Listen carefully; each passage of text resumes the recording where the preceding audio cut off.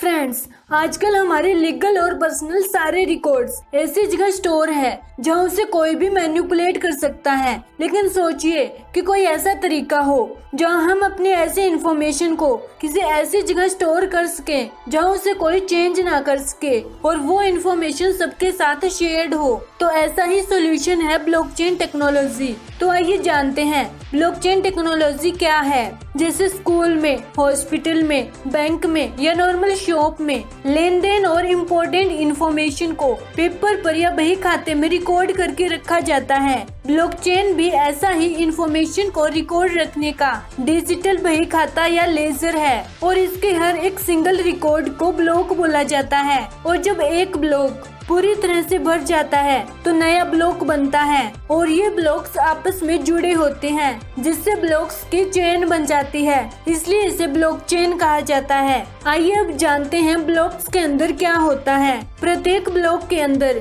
कुछ इस तरह से इंफॉर्मेशन स्टोर होती है। Number 1, data. बिटकॉइन की ब्लॉकचेन में डाटा के अंदर ट्रांजैक्शन की डिटेल होती है, जैसे पैसा किसने सेंड करा, किसको करा और कितना करा। हैश, इसे हम फिंगरप्रिंट की तरह मान सकते हैं। जब भी नया ब्लॉक बनता है तो उसका एक यूनिक हैश जनरेट होता है। इस ब्लॉक के डाटा के अकॉर्डिंग इसका करंट हैश जनरेट होगा। प्रीवियस हैश, हर एक ब्लॉक के अंदर उसके पहले वाले ब्लॉक का हैश भी सेव होता है। ये हमारा जेनेसिस या पहला ब्लॉक है जहाँ से बिटकॉइन की ब्लॉकचेन स्टार्ट होती है, इसलिए इसका प्रीवियस हैश ब्लैंक होगा। अब इस ब्लॉक के पूरा भर जाने के बाद दूसरे डाटा को ऐड करने के लिए दूसरा ब्लॉक बनेगा और इस ब्लॉक नंबर 2 के अंदर प्रीवियस ब्लॉक का हैश ऐड होगा और इस ब्लॉक का भी यूनिक हैश जनरेट होगा।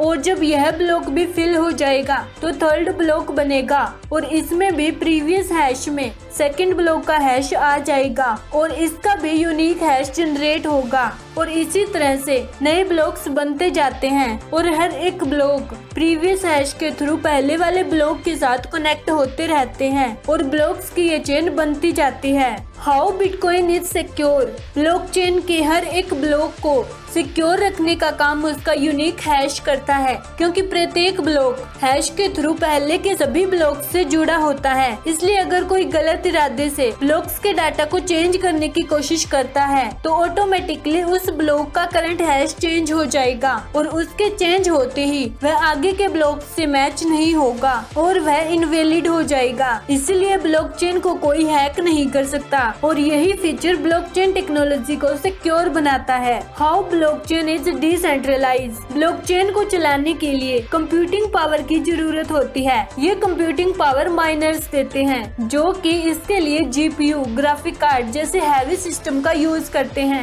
दुनिया का कोई भी व्यक्ति बिटकॉइन माइनर बन सकता है और पैसे कमा सकता है। अगर आपको माइनिंग के ऊपर वीडियो चाहिए तो अभी कमेंट कीजिए। ब्लॉकचेन को डिसेंट्रलाइज या मेंटेन रखने का काम नोड्स करते हैं। ये एक तरह से कंप्यूटर होते हैं जिनमें बिटकॉइन ब्लॉकचेन की पूरी कॉपी सेव होती है और दुनिया में जितने भी माइनर्स हैं उनके कंप्यूटर में ये नोड्स रन होते हैं। इसका मतलब है कि ब्लॉकचेन का डाटा किसी एक या दो लोगों के पास नहीं है, बल्कि यह दुनिया में जितने भी माइनर्स हैं उन सबके पास स्टोर होता है और जैसे जैसे नए ब्लॉक बनते हैं तो ये नोड्स अपडेट होते रहते हैं। इस तरह बिटकॉइन ब्लॉकचेन या उसकी ट्रांजैक्शन डिटेल अलग अलग लोगों के पास सेव होती है, इसलिए यह काफी सिक्योर है। क्योंकि एक बार कोई ब्लॉक बन गया तो उसके अंदर दोबारा कुछ टेम्पर या चेंज करना नियर टू इम्पॉसिबल है। इसी रीजन से आजकल हर एक कंट्री या कंपनी ब्लॉकचेन टेक्नोलॉजी को अपनाना चाहती है, क्योंकि ब्लॉकचेन हर फील्ड में ट्रांसपेरेंसी लेकर आती है और करप्शन और इलीगल एक्टिविटी को खत्म करती है। That's why decentralise is the better model than centralise. I hope इस वीडियो से आपको ब्लॉकचेन के बारे में काफी चीजें क्लियर हो गई होगी। अगर अभी भी कोई डाउट है तो कमेंट कीजिए। I will personally reply you. Please hit the like button and do subscribe my channel for more cryptocurrency learning video. Be happy, take care.